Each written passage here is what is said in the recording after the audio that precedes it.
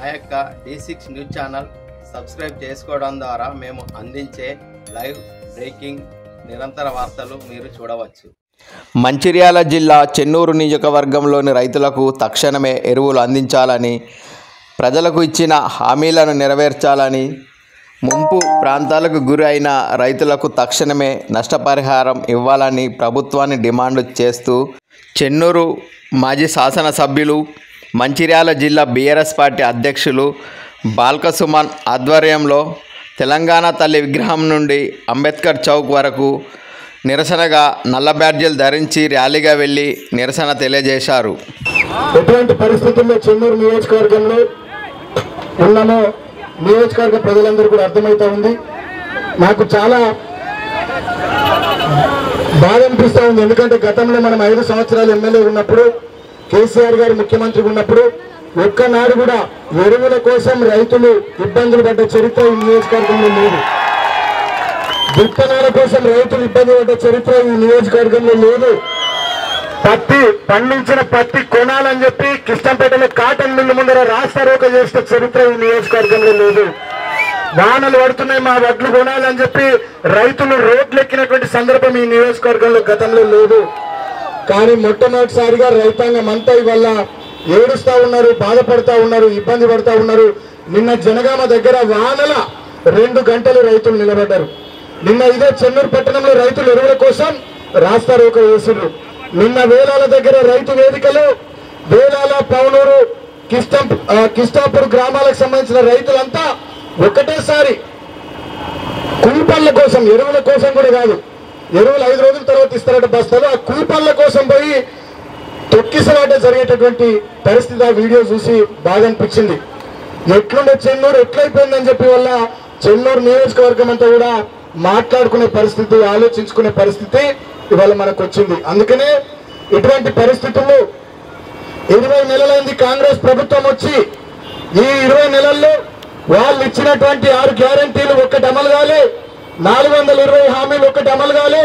వాళ్ళు చెప్పిన Chevella SC/ST declaration కానీ, కామారెడ్డి BC డిక్లరేషన్ కానీ, సరూర్ నగర్ లో చెప్పిన యూత్ డిక్లరేషన్ కానీ, అదేవిధంగా వరంగల్లో చెప్పిన రైతు డిక్లరేషన్ కానీ ఒక్కటంటే ఒకటి 20 నెలల్లో అమలు చేయలే.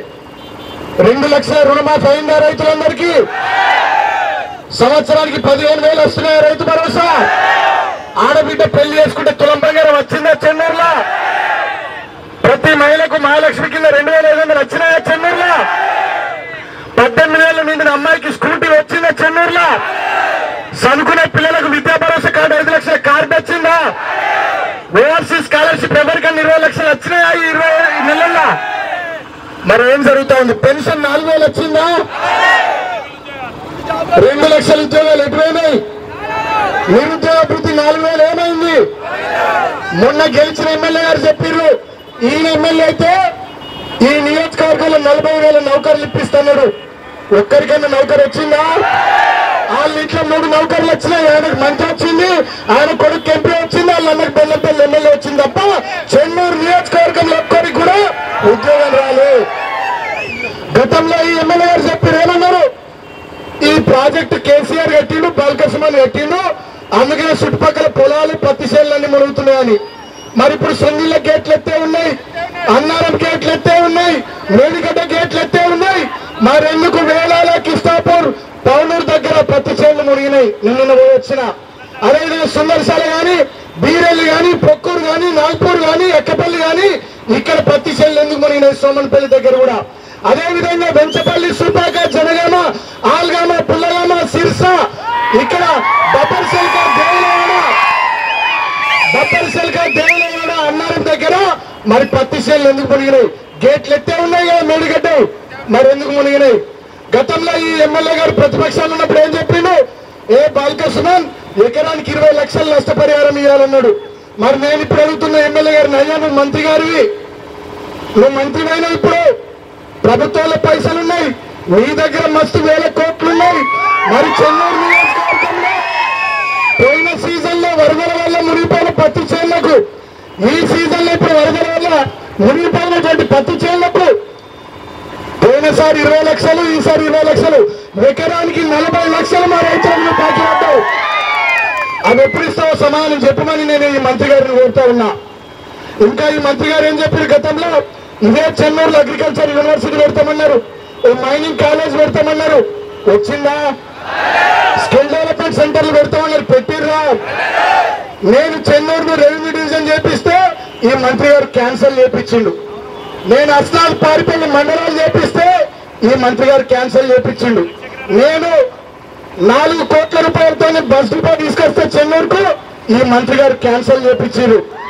నేను 1,00,000 ఎకరాలకు చెన్నూరు ఎత్తిపోత పథకం ద్వారా నీళ్లు తీసుకొద్దామని ప్రాజెక్టు కేసీఆర్ తో కొబ్బరికాయ కట్టించి పనులు మొదలు పెట్టిస్తే 1,00,000 ఎకరాలకు 325 చెరువులకు నీళ్ళిచ్చే ఆ ప్రాజెక్టును బంద్ పెట్టించింది ఈ మంత్రి గారు. గతంలో ఏమన్నా ఇదే మంత్రి గారు, మీరు ఓట్లు గుర్తూరి మాకు రాగానే గోదావరి ఒడ్డుకు ప్రాణహిత ఒడ్డుకు కరకట్టలు కడతా అన్నారు. 20 నెలలైంది. సారా మంత్రి గారు సిమెంట్ దొరకలేదా, బేట్ హౌస్ దొరకలేదా, ఇసుక దొరకలేదా, మేస్త్రీలు దొరకలేదా? ఎందుకు కడతలేదు కరకట్టలు? ఏం అడ్డం వస్తుంది మీకు మంత్రి గారు? ఎందుకు కడతలేరు మీరు కరకట్టలు? గతంలో మనల్ని అన్నారు ఇసుక దందా అని. 20 నెలలు అయిపోయింది. నేను ఎమ్మెల్యే అయినా, కేసీఆర్ గారు ముఖ్యమంత్రి లేరు. మరి ఇదే చెన్నూరు నియోజకవర్గంలో ఇసుక దండ ఎందుకు నడుస్తూ ఉంది? బంద్ కావాలేదా? క్వారీలు పెరిగినాయి, లారీలు పెరిగినాయి. మేమనుడు కాదు, మీ జైపూర్ మండల కాంగ్రెస్ పార్టీ నాయకుడు కానీ చెప్పిండు, నీ ప్రియ రమణారావు ఇసుక దండ వేస్తున్నది. నేనంటలే, మళ్ళీ మీడియా వాళ్ళు మీరు మంత్రి గారికి నా పేరు చెప్పారు. నేనంటలే, మంత్రి గారు అంటే నాకు గౌరవం ఉంది, మంత్రి గారి ప్రియ అంటే కూడా నాకు గౌరవం ఉంది, రమణారావు అంటే కూడా నాకు గౌరవం ఉంది, పెద్ద మనిషి. కానీ నేనంటలే, జైపూర్ మండలంలో కాంగ్రెస్ పార్టీ నాయకుడు అన్నాడా? రమణారావు మంత్రి గారు ప్రియ ఇసుక దండ